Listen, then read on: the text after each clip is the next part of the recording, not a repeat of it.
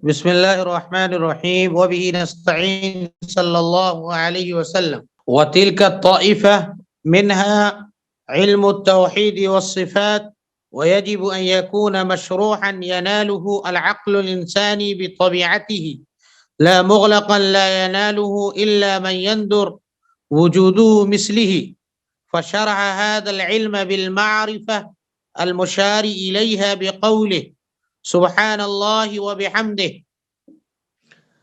کل گفتگو یہ جاری تھی جس میں یہ کہا گیا تھا کہ اگر نہ ہوتا یہ علوم جن کا حاصل کرنا واسطہ یا بلا واسطہ نہ ہوتا تو انسان کو ایسی صورت میں وہ کمال نہ ملتا جو کمال کا انسان کے لیے مقدر ہے، جسے اس طرح سے شاہ صاحب نے بیان کیا تھا فَكَذَلِكَ الْمُسْتَبْصِرُ فِي صُنْعِ اللَّهِ، اسی طرح سے اللہ تعالیٰ کی کاریگری میں غور و فکر کرنے والا اس بات کا یقین کر لیتا ہے کہ علوم کا ایک گروہ ہے جس کے ذریعے عقل اپنی ضرورت کو پوری کرتی ہے، اور پھر انسان کے لیے جو کمال مقدر ہے وہ کمال مل کر رہے گا۔ آج بتلا رہے ہیں کہ وہ طائفۃ من العلوم کیا ہیں۔ وہ طائفۃ من العلوم یعنی علوم کا وہ گروہ۔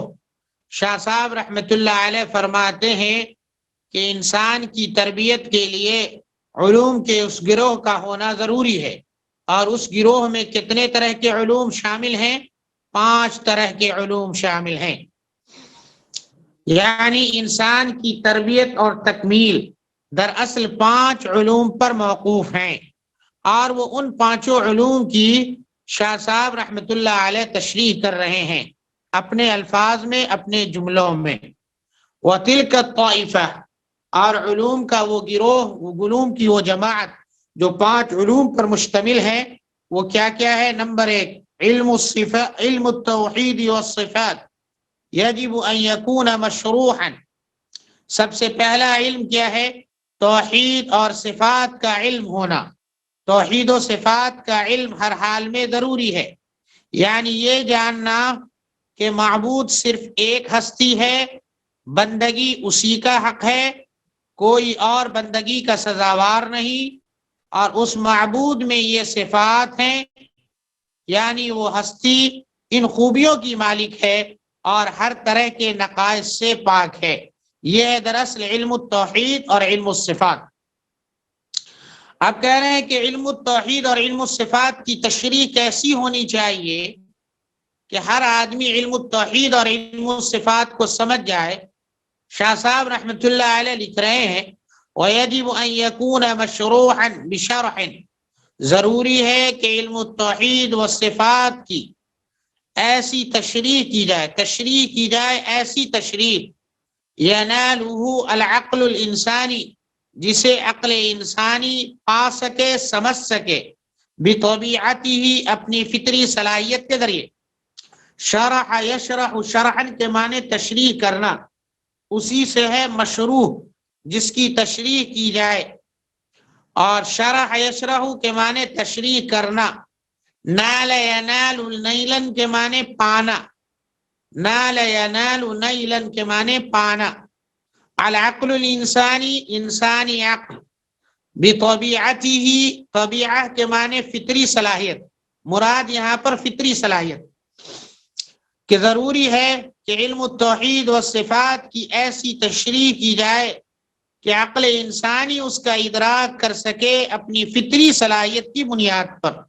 لا مغلقا لا يناله الا من يندر وجود مثله، کہہ رہے ہیں نہ کہ ایسی مغلق تشریح کی جائے۔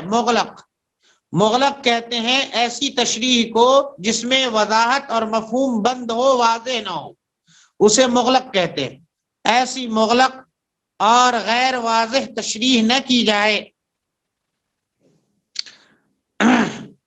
جسے وہ لوگ ہی سمجھ سکتے ہوں جن کے مانند کا پایا جانا نادر ہیں۔ لا ینالہ، جسے نہیں سمجھ سکتے ہوں، الا مگر من، وہ لوگ، یندر وجود مثلہ، جن جیسے لوگ، جن کی طرح لوگ بہت کم پائے جاتے ہیں، یعنی اس طرح کے لوگ بہت کم تعداد میں پائے جاتے ہیں، وہی اس کے مفہوم کو سمجھ سکتے ہیں، اس طرح کی تشریح نہ کی جائے۔ فشرح هذا العلم، تو اللہ تعالیٰ نے اس علم کی تشریح کی، علم التوحید اور علم الصفات کی، بالمعرفہ، اس معرفت کے ذریعے جس کی جانب اشارہ کیا ہے اپنے اس قول میں۔ اللہ تعالیٰ نے اپنے اس قول میں جس معرفت کو بیان کیا ہے اس میں اس علم کی تشریح کی ہے۔ سبحان اللہ و بحمدہ، پاک ہے ذات اللہ کی اور ساری تعریف بھی اللہ ہی تعالیٰ کے لیے ہے۔ تو اس میں معرفت الہی کا تذکرہ کیا گیا ہے اور اللہ تبارک و تعالیٰ کی تحمید و تقدیس کی بات کہی گئی ہے، اور اسی کے ذریعے علم التوحید اور علم الصفات کو ثابت کیا گیا ہے۔ وہ کیسے؟ فَأَثْبَتَ لِنَفْسِهِ، جب اللہ تعالیٰ کی ذات پاک ہے تو اللہ تعالیٰ نے اپنی ذات کے لیے ایسی صفات کو ثابت کر دیا ہے، يَعْرِفُونَهَا، جس صفات کو لوگ جانتے ہیں، وَيَسْتَعْمِلُونَهَا بَيْنَهُمْ، اور اس صفات کو اپنے درمیان لوگ استعمال بھی کرتے رہتے ہیں۔ یعنی اللہ تعالیٰ کی اس صفات کو لوگ جانتے بھی ہیں اور اس صفات کا کچھ حصہ انسان کو بھی ملا ہے، تو انسان بھی اس صفات کو اپنے درمیان استعمال کرتا رہتا ہے۔ کیا ہے وہ صفات؟ من الحیاتی، زندگی کی صفات، والسمعی، سننے کی صفات، والبصری، دیکھنے کی صفت، والقدرتی، قدرت کی صفت، والارادتی، ارادے کی صفت، والکلامی، گفتگو کی صفت، والغضبی، غصہ کرنے کی صفت، والسخطی، ناراض ہونے کی صفت، والرحمتی، مہربانی کرنے کی صفت، والملکی، بادشاہت کی صفت، والغنى، اور مالداری کی صفت۔ کہہ رہی یہ ساری صفات اللہ تعالیٰ نے اپنے لیے ثابت کی ہیں اور انسان جانتا ہے، اور انہی صفات کو انسان بھی اپنے درمیان استعمال کرتا ہے۔ مگر اللہ تعالیٰ اور انسان کے درمیان اس صفات کے حوالے سے کیا فرق ہے اس کو آگے بیان کر رہے ہیں۔ وَأَثْبَتَ مَعَ ذَلِكَ، اور اس کے ساتھ ساتھ اللہ تعالیٰ نے یہ بھی ثابت کر دیا۔ کچھ الفاظ ہیں جیسا یندرو، نادر سے ہے۔ ہاں، نادر، یندرو، ندرن کے معنی نادر الوجود، جو کمیاب ہو، کمیاب ہونا، کم پایا جانا۔ المشار، ہاں، بالمعرفت، یعنی اپنی اس معرفت کے ذریعے، بالمشار الیہا، جس کی جانب اشارہ کیا گیا ہے اللہ تعالیٰ کے اس قول کے ذریعے۔ اشارہ یشیر اشارتن کے معنی اشارہ کرنا۔ فاثبت لنفسه سبحان صفات اللہ يعرفونها کے ذریعے اشارہ کیا گیا ہے۔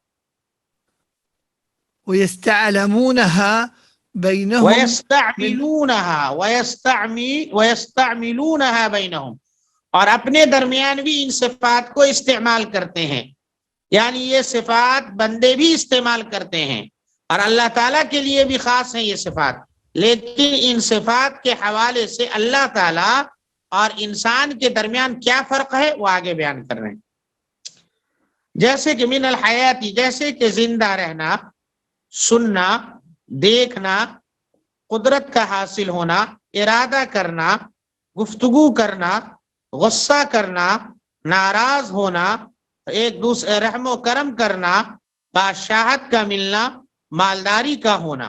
وہ اثبت مع ذلک، اور ان تمام تر صفات کے ساتھ اسے بھی ثابت کیا ہے، انہ لیس کمثلہ شیء فی ہذہ الصفات، کہ اللہ تعالیٰ کی ان صفات میں کوئی بھی انسان اللہ تعالیٰ کی طرح نہیں ہے۔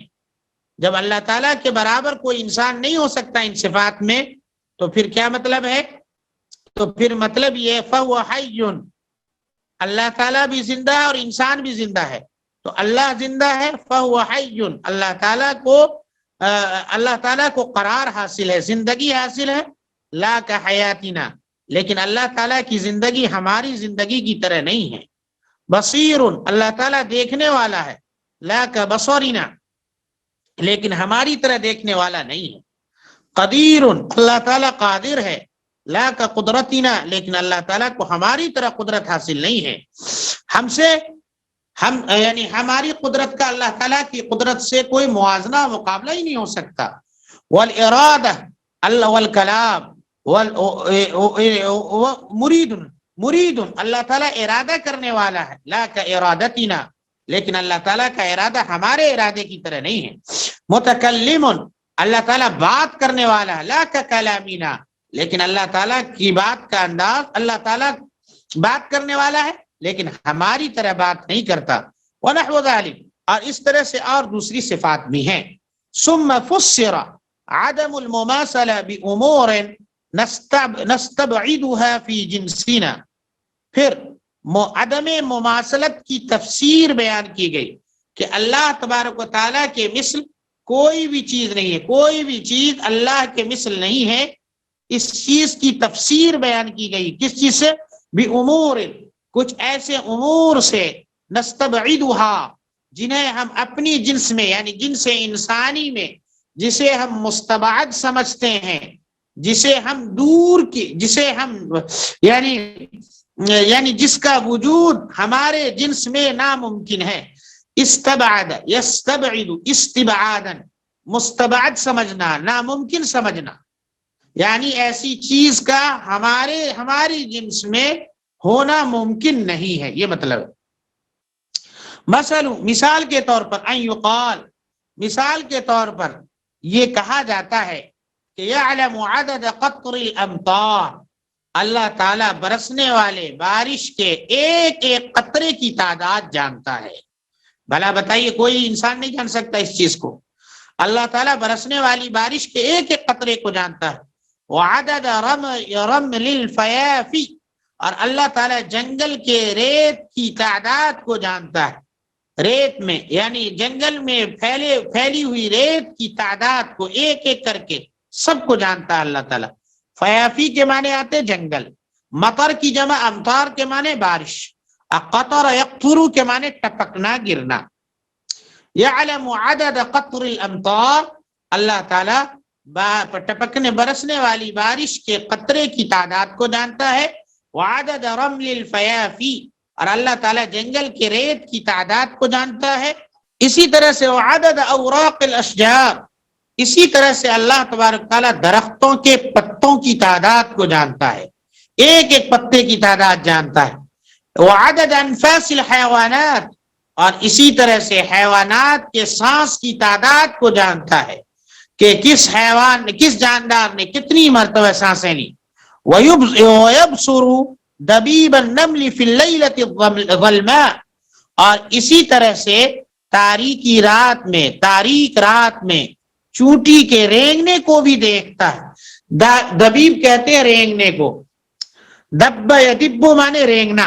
وَمَا مِن دَابَّةٍ فِي الْأَرْضِ، اور نہیں ہے زمین میں رینگنے والا، جی إِلَّا عَلَى اللَّهِ رِزْقُهَا، تو دبیب کے معنی رینگنا. یبصر دیکھنا، اللہ تعالیٰ دیکھتا ہے تاریک رات میں چوٹی کے رینگنے کو، جی. اور نفس کی جمع انفاس مانے سانس. اور عدد اوراق الاشجار، ورق کی جمع اوراق مانے پتا، ورق کی جمع اوراق مانے پتا، اور نفس کی جمع انفاس مانے سانس، اور دبیب کے معنی رینگنا. وَيَسْمَعُ مَا يُتَوَسْوَسُ بِهِ تَحْتَ اللُّحُفِ، وَيَسْمَعُ، اور حیوانات کے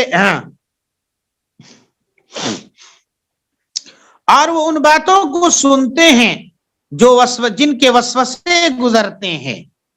وَيَسْمَعُ، اور اللہ تعالیٰ سنتا ہے مَا يُتَوَسْوَسُ بِهِ تَحْتَ اللُّحُفِ فِي الْبُيُوتِ الْمُغْلَقَةِ عَلَيْهَا أَبْوَابُ، اور اللہ تعالیٰ سنتا ہے ان باتوں کو جن کے وسوسے گزرتے ہیں لحافوں کے نیچے، فی البیوت ان گھروں میں، المغلقتی علیہا ابوابها جن گھروں کے دروازے بند ہوتے ہیں. ونحو ذلک، اور ان کے علاوہ اور بھی بہت ساری چیزوں کو اللہ تبارک و تعالی جانتا ہے، سنتا ہے.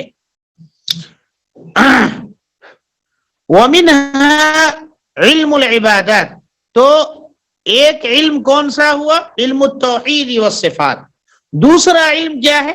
علم العبادات. 5 علوم کا تذکرہ کر رہے ہیں کہ اگر یہ 5 علوم حاصل ہو گئے تو انسان کی مکمل تربیت ہو جاتی ہے، اور اگر یہ پانچوں علوم حاصل نہ ہوئے تو انسان کی مکمل تربیت نہیں ہوتی۔ تو علم التوحید والصفات کا تذکرہ ہو گیا۔ اب دوسرے نمبر پہ کر رہے علم العبادات، کہ علم عبادات یہ بھی ضروری ہے۔ ومنها علم الارتفاقات، اور علم ارتفاقات کا جاننا بھی نہایت ضروری ہے۔ انسانی زندگی کے گزارنے کے لیے تدبیرات نافعہ کا جاننا ضروری ہے۔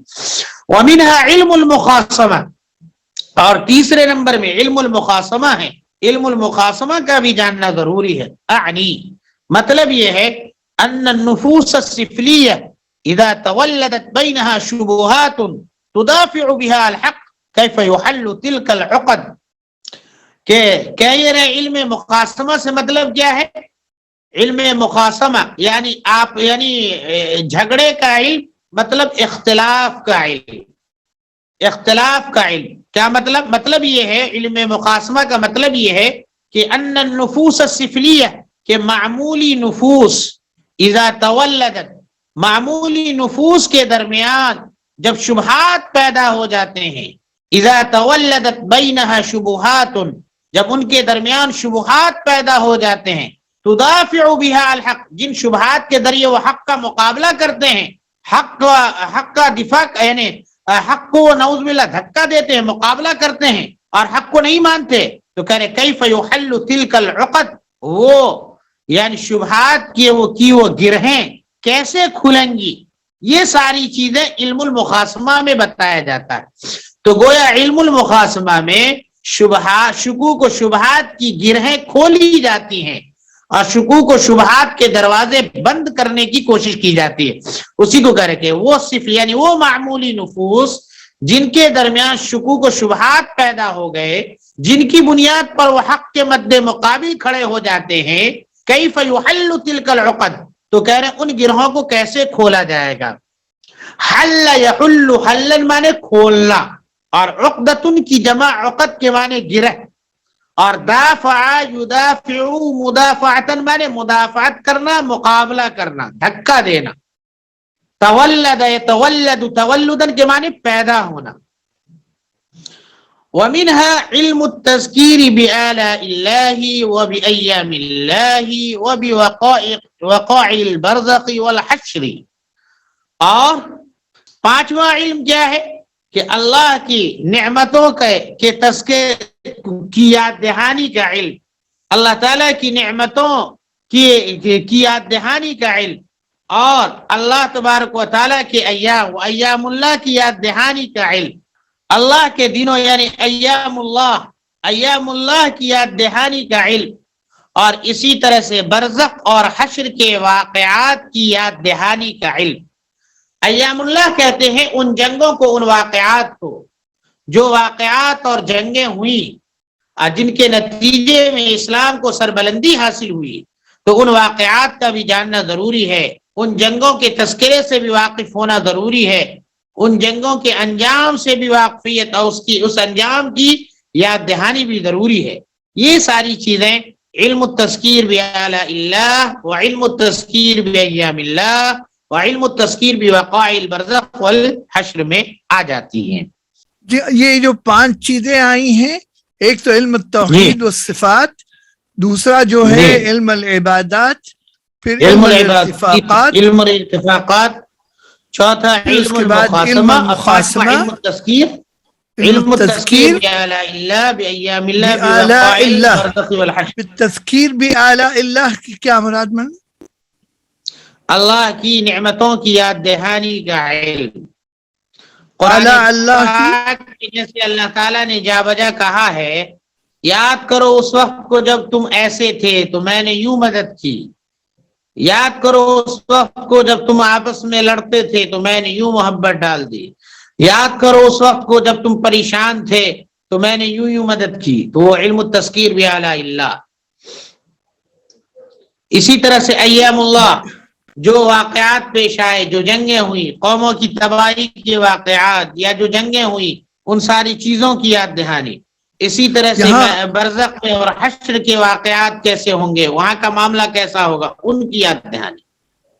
ایک منٹ، مطلب یہاں پر بھی ایام اللہ کو حاشیے میں لکھتے ہیں ایام اللہ کے معنی ہے انواع عقوباتہ الغامضۃ ونعمۃ الباطنہ. غامضۃ یعنی عقوبات الغامضہ. عقوبات مانے سزا, الغامضہ پیچیدہ,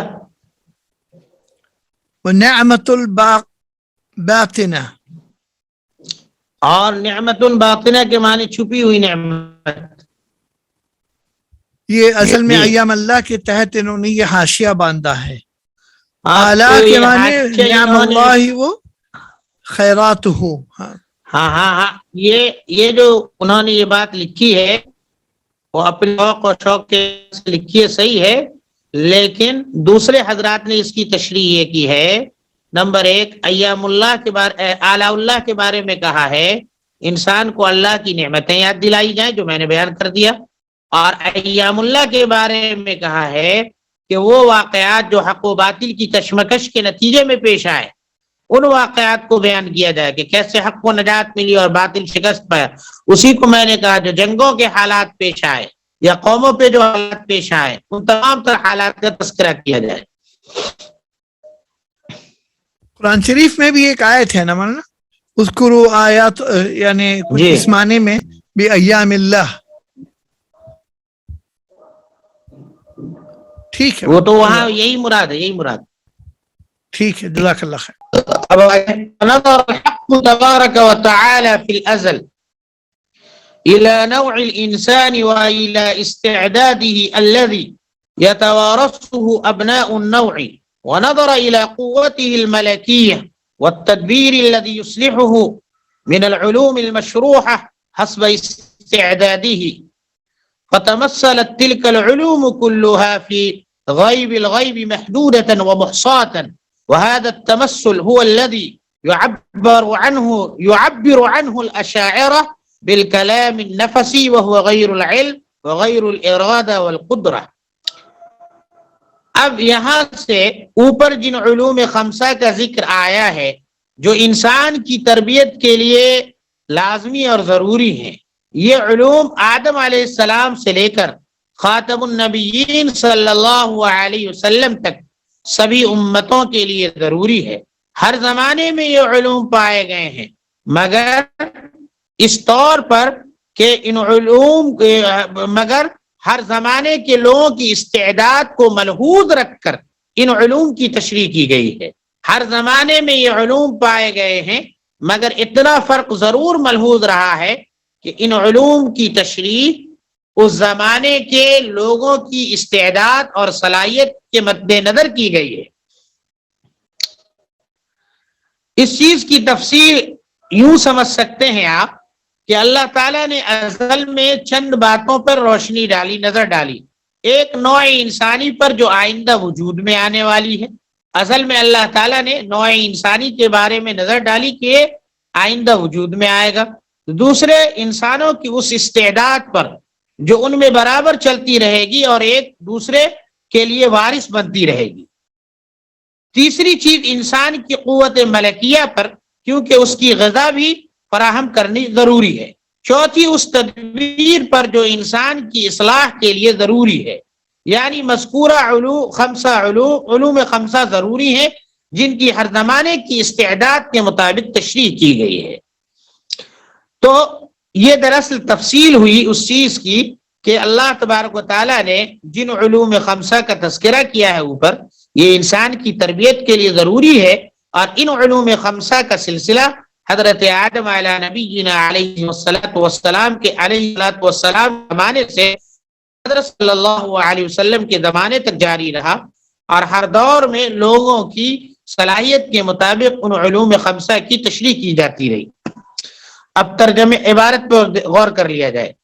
فنظر الحق تبارک و تعالی, بس حق تبارک و تعالی نے ازل میں دیکھا.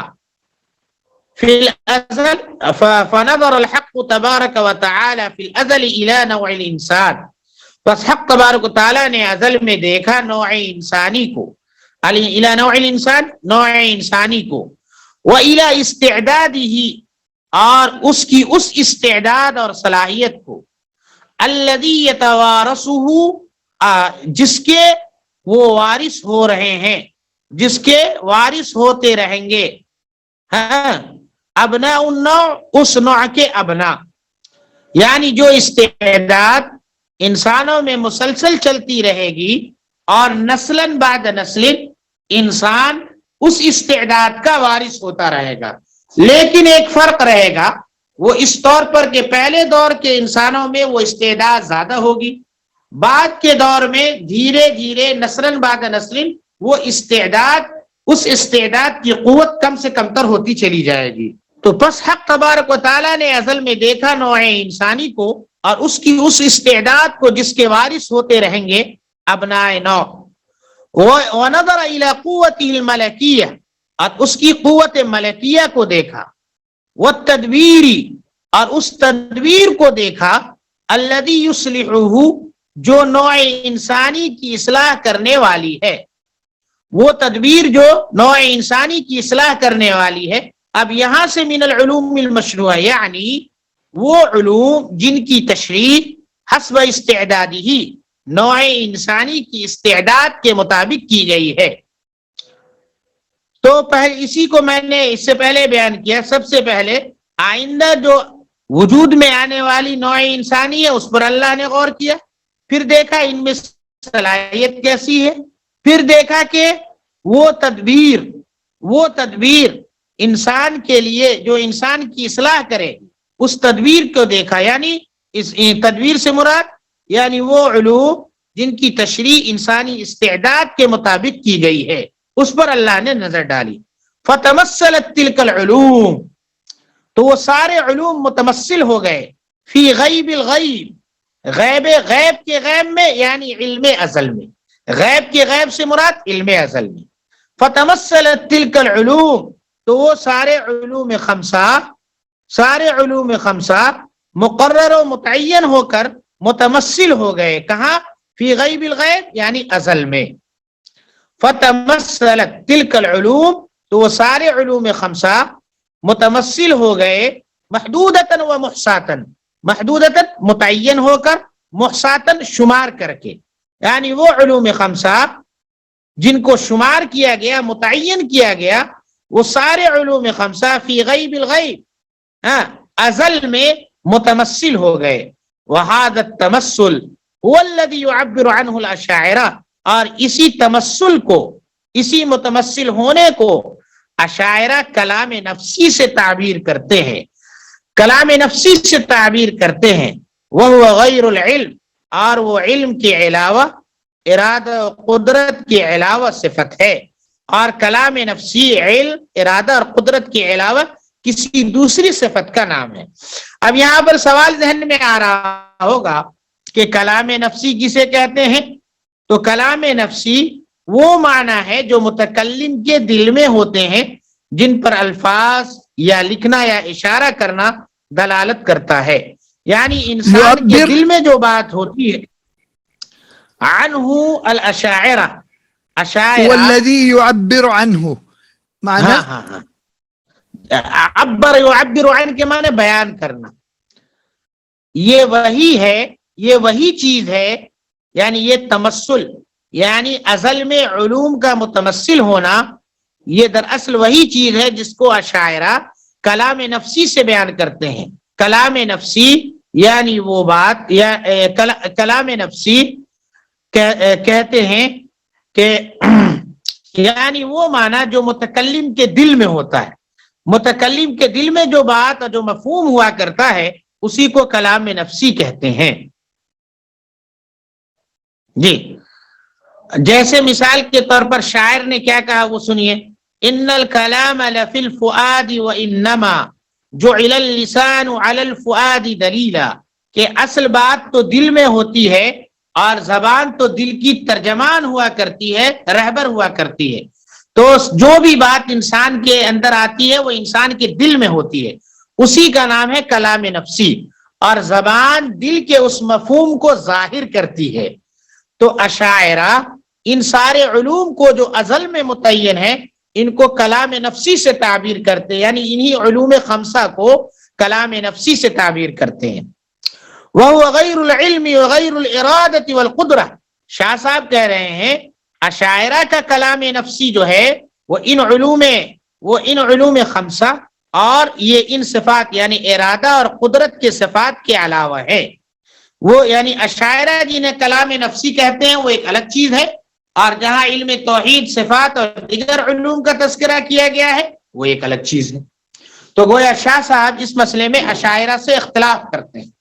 فنظر الحق، یہاں پر ذرا مجھے اشتباہ ہو گیا، میں ایک بار اور ترجمہ کر دیتا ہوں تاکہ وہ اشتباہ دور ہو جائے. حق تبارک و تعالی نے ازل میں نوع انسانی کو دیکھا، اس کی اس استعداد کو دیکھا جس کے نوع انسانی کے ابنا وارث ہو رہے ہیں، اور اس کی قوت ملکی کو دیکھا، اس تدبیر کو دیکھا جو انسان کی اصلاح کر رہی ہے.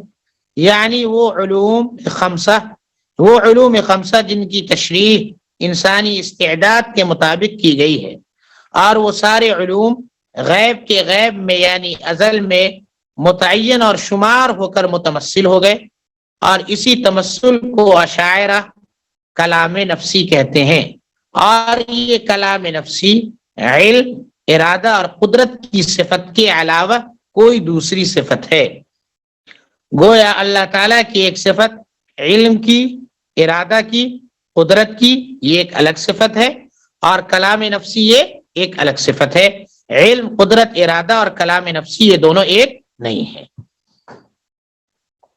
آگے ثم لما جاء وقت خلق الملائكة علم الحق أن مصلحة أفراد الإنسان لا تتم إلا بنفوس كريمة نسبتها إلى نوع الإنسان كنسبة القوى العقلية في الواحد منا إلى نفسه، فأوجدهم بكلمة كن بمحض العناية بأفراد الإنسان، أوضع في صدورهم ظلا من تلك العلوم المحدودة المحصاة في غيبه، فتصورت بصورة روحية، وإليهم الإشارة في قوله تبارك وتعالى الذين يحملون العرش ومن حوله.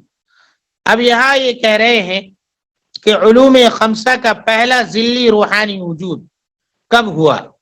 کہہ رہے ہیں کہ جب اللہ تبارک و تعالیٰ نے کائنات کا آغاز کیا، ملائکہ کی تخلیق کی کا وقت آیا، کائنات بنی، اس کے بعد ملائکہ کی تخلیق کا وقت آیا، تو حق تعالیٰ کے علم ازلی میں یہ بات تھی کہ افراد انسان کی بہبودی کے لیے یعنی انسانی افراد کی فلاح و بہبود کے لیے ملائکہ کا ہونا ضروری ہے.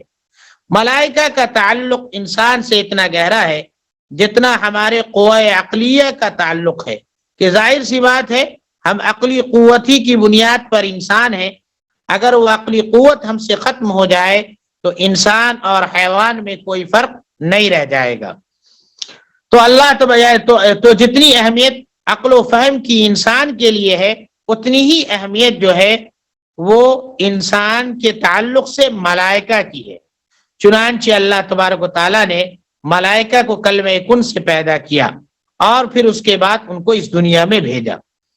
ثم لما جاء وقت خلق الملائکہ، کائنات بن گئی، پھر اس کے بعد جب ملائکہ کی تخلیق کا وقت آیا، خلق کے معنی پیدا کرنا، پھر جب ملائکہ کی تخلیق کا وقت آیا، علم الحق، تو اللہ سبحانہ و تعالیٰ نے یہ بات جانی کہ ان مصلحت افراد الانسان، کہ انسان کے افراد کی مصلحت یعنی افراد انسانی کی مصلحت اور منفعت لا تتم، مکمل نہیں ہو سکتی، الا بنفوس کریمہ، مگر ان پاکیدہ نفوس کے ذریعے، نسبتها، جن کی نسبت الی نوع الانسان، نوع انسانی کی طرف بالکل اسی طرح سے ہو، کنسبت القوى العقلیہ، جس طرح سے قوت عقلیہ کی نسبت فی الواحد منا، ہم میں سے کسی ایک آدمی میں، الی نفسہ، اس کی طرف ہوتی ہے.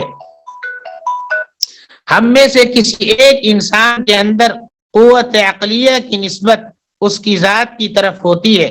یعنی ہم میں سے ایک فرد کے لیے جس قدر ضروری قوت عقلیہ ہے اتنی ہی ضرورت نوع انسانی کے لیے ملائکہ بھی ہے. تو ہم میں سے ہر فرد کے لیے قوت عقلیہ کا ہونا ضروری ہے، تو اسی طرح سے افراد انسانی کے لیے جو ہے وہ ملائکہ کا ہونا ضروری ہے. فَأَوْجَدَهُمْ بِكَلِمَةِ كُن، تو اللہ تبارک و تعالیٰ نے ان فرشتوں کو کلمہ کن کے ذریعے پیدا کیا. بِمَحْضِ الْعِنَایَةِ بِأَفْرَادِ الْإِنسَانِ، محض انسان کے افراد پر مہربانی فرماتے ہوئے.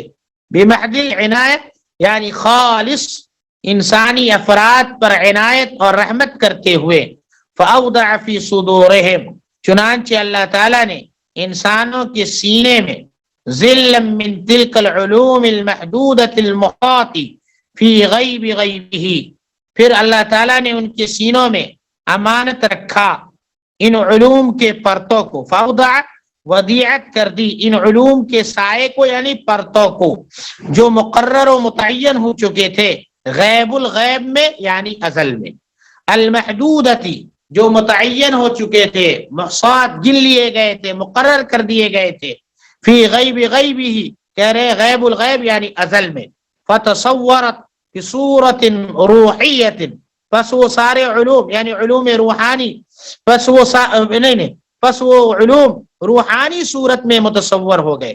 فتصورت بصورت روحیت، وہ علوم روحانی صورت میں متصور ہو گئے.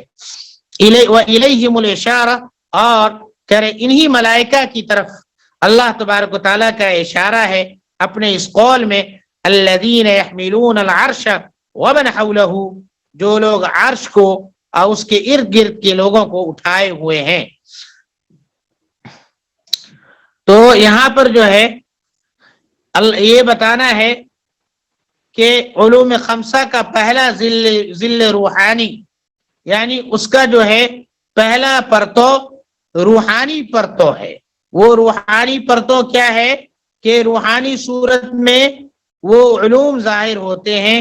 وہ اس طور پر روحانی صورت میں ظاہر ہوتے ہیں کہ جسے اللہ تعالیٰ نے قرآن میں کہا الذین یحملون العرش ومن حولہ، تو گویا فرشتوں کا وجود علوم خمسہ کا روحانی اظہار ہے.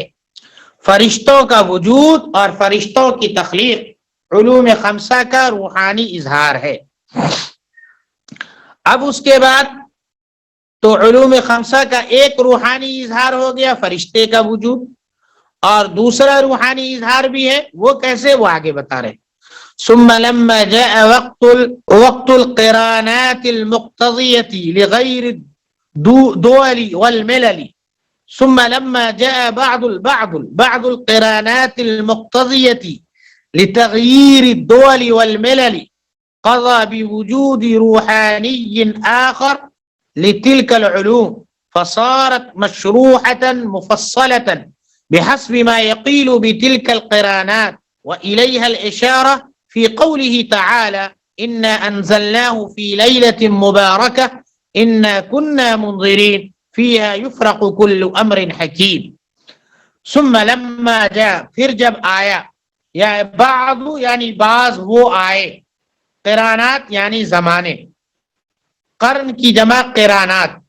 پھر جب بعض وہ قرانات یعنی زمانے آتے ہیں جو ملتوں اور حکومتوں میں تبدیلی کے مقتضی ہوتے ہیں. المقتضیتی، وہ زمانے تقاضا کرتے ہیں لتغییر الدول والملل، کہ حکومتوں کو بدل دیا جائے، ملتوں میں تبدیلی پیدا کر دی جائے. تو اللہ تعالی ان علوم کے دوسرے روحانی وجود کا فیصلہ فرماتا ہے. قضا، اللہ تعالیٰ فیصلہ فرماتا ہے بوجود روحانی آخر، بوجود روحانی آخر. تو اللہ تعالیٰ لتلک العلوم، ان علوم کے دوسرے روحانی وجود کا فیصلہ کرتا ہے. فصارت، تو ایسی صورت میں وہ یعنی تو ایسی صورت میں وہ علوم. ایک بات یہاں پر ہے، ثم لما جاء بعض القرانات مقتضیہ نہیں ہے، یہاں المقتفیہ ہے. المقتفیت نہیں المقتضیہ ہی صحیح ہے. تو یہاں فا ڈال دیا ضاد کی جگہ پر. نہیں یہ ہے المقتضیہ ہی صحیح ہے اس میں. المقتضیہ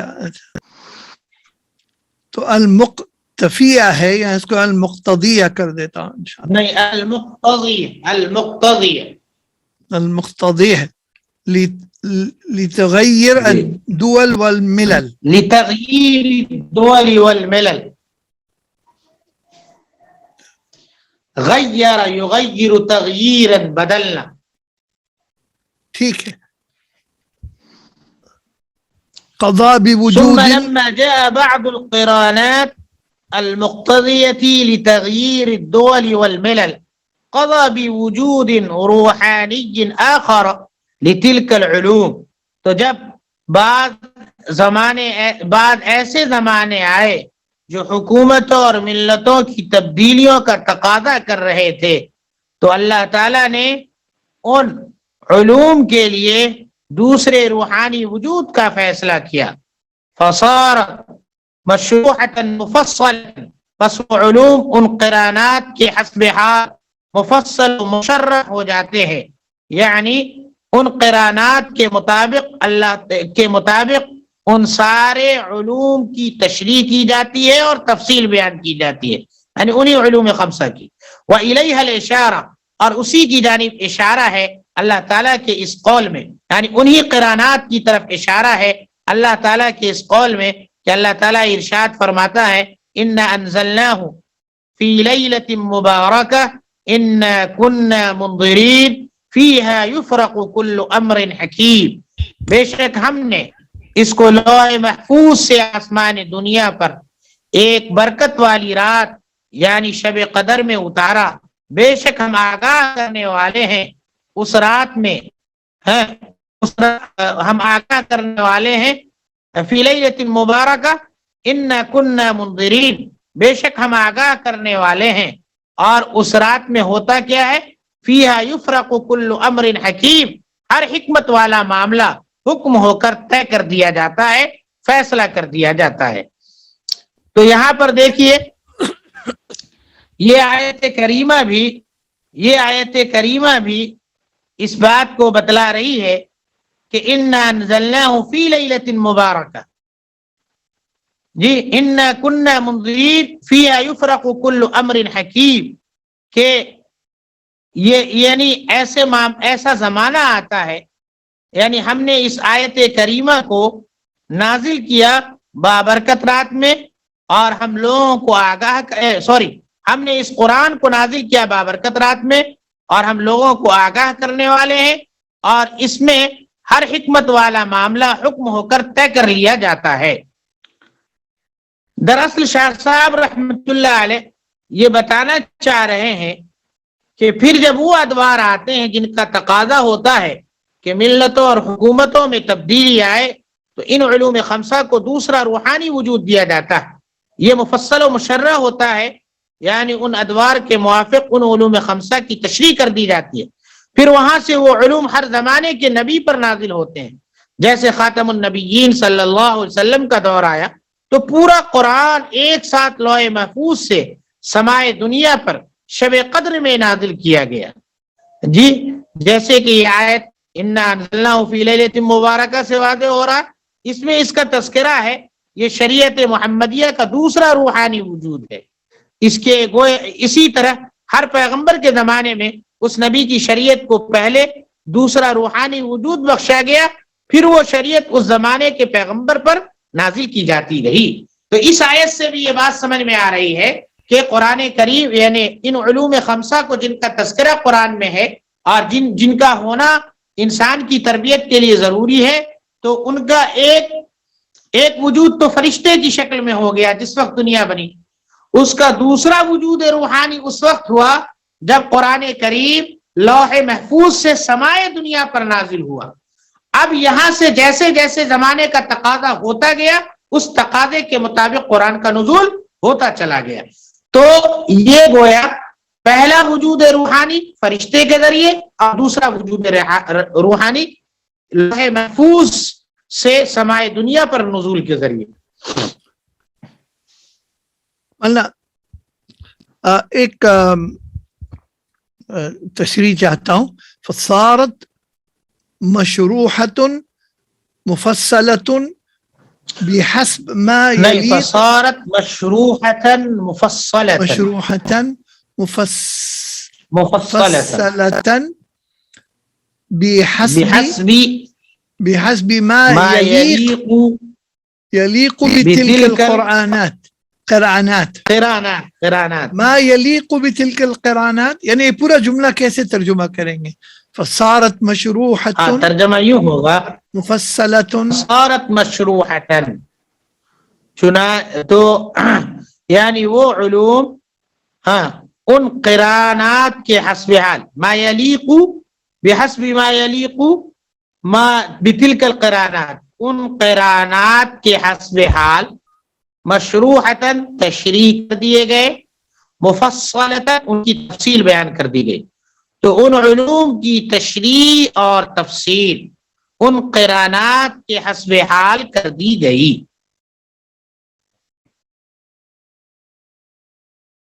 یلیق کے کیا معنی ہوں گے؟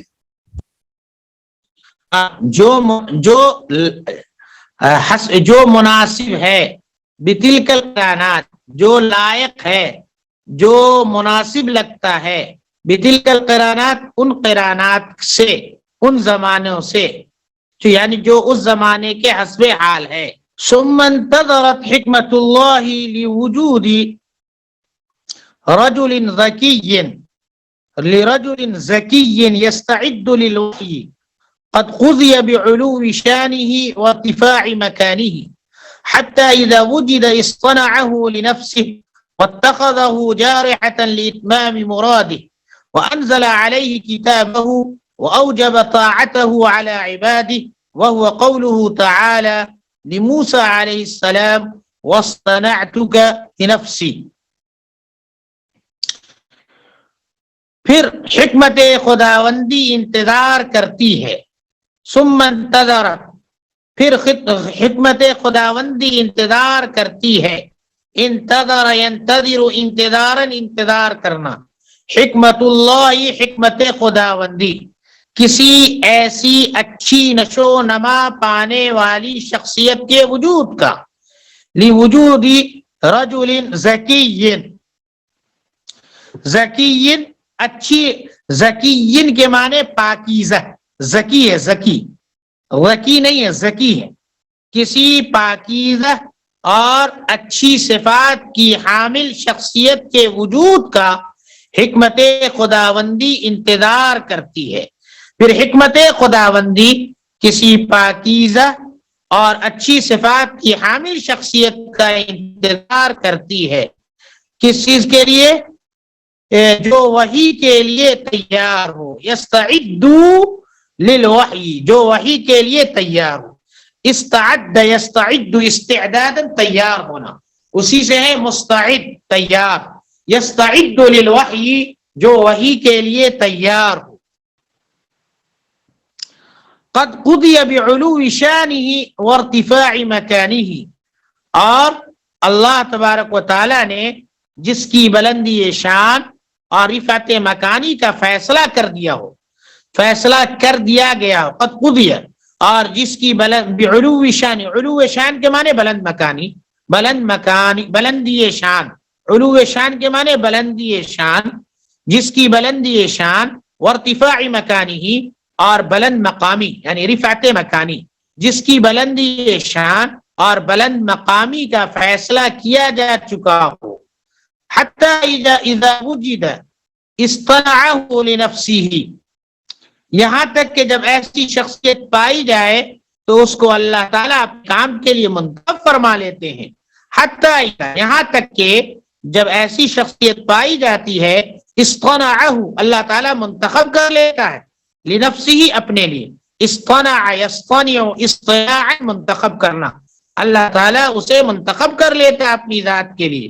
واتخذه جارحة لإتمام مراده، اور اس کو اپنی مراد کی تکمیل کے لیے عضو و وسیلہ بنا لیتے ہیں. جارحہ کے معنی عضو، وسیلہ یعنی ذریعہ. وَاتَّخَذَهُ جَارِحَةً، اللہ اور اسے وسیلہ اور عضو بنا لیتے ہیں اپنی مراد کی تکمیل کے لیے. وَأَنزَلَ عَلَيْهِ كِتَابَهُ، اور اس پر اپنی کتاب نازل کرتے ہیں. وَأَوْجَبَ طَاعَتَهُ عَلَى عِبَادِهِ، اور اس کی فرما برداری کو اپنے بندوں پر واجب کرتے ہیں. وَأَوْجَبَ طَاعَتَهُ، اس کی فرما برداری کو اپنے بندوں پر واجب کرتے ہیں. وَهُوَ قَوْلُهُ تَعَالَى لِمُوسَىٰ علیہ السلام، اور اسی کو اللہ تعالیٰ نے اپنے اس قول میں جو حضرت موسیٰ علیہ السلام کے لیے کہا تھا اس میں بیان فرمایا ہے. وَاصْطَنَعْتُكَ لِنَفْسِي، اور کہ میں نے آپ کو اپنے لیے منتخب کر لیا ہے، اپنے لیے منتخب کر لیا ہے. علوم خمسہ کا جو دوسرا روحانی وجود دینے کے بعد، یعنی فرشتے کیا کہتے ہیں قرآن کریم کا نزول لوح محفوظ سے سمائے دنیا پر، تو دوسرا روحانی وجود. اس کے بعد اللہ تعالیٰ کی حکمت کو یہ بات منظور ہوئی کہ ایسی شخصیت کا انتظار کیا جائے جس کے اندر وحی کو قبول کرنے کی صلاحیت ہو، اور حضرت القدس میں یعنی جن کی بلند مقامی کا فیصلہ کیا جا چکا. پھر جب ایسی شخصیت برگزیدہ اللہ کے بندے ملتے ہیں تو اللہ تعالیٰ ان کو منتخب کر لیتے ہیں، ان پر اپنی کتاب نازل کرتے ہیں، اور بندوں پر یہ لازم قرار دیتے ہیں کہ ان کی اطاعت و فرما برداری کریں. جیسا کہ حضرت موسیٰ علیہ السلام کے قصے میں اللہ تبارک و تعالیٰ نے فرمایا کہ وَاصْطَنَعْتُكَ لِمُوسَىٰ، کہ اے موسیٰ میں نے تم کو اپنے لیے منتخب کر لیا. تو اس وقت جو کچھ وحی کی جا رہی ہے، یعنی حضرت موسیٰ علیہ السلام سے کہہ رہے کہ جو وحی کی جا رہی اس کو سن لو. ان آیات میں یہی مضمون ہے، یہی معاملہ ہر نبی کے ساتھ پیش آتا رہا ہے، یعنی کار نبوت کے لیے ہر نبی کا انتخاب ہوتا رہا ہے. تو گویا سب سے پہلے نبی کا انتخاب ہوتا ہے، اور ہر نبی پر ان علوم کا نزول ہوتا ہے.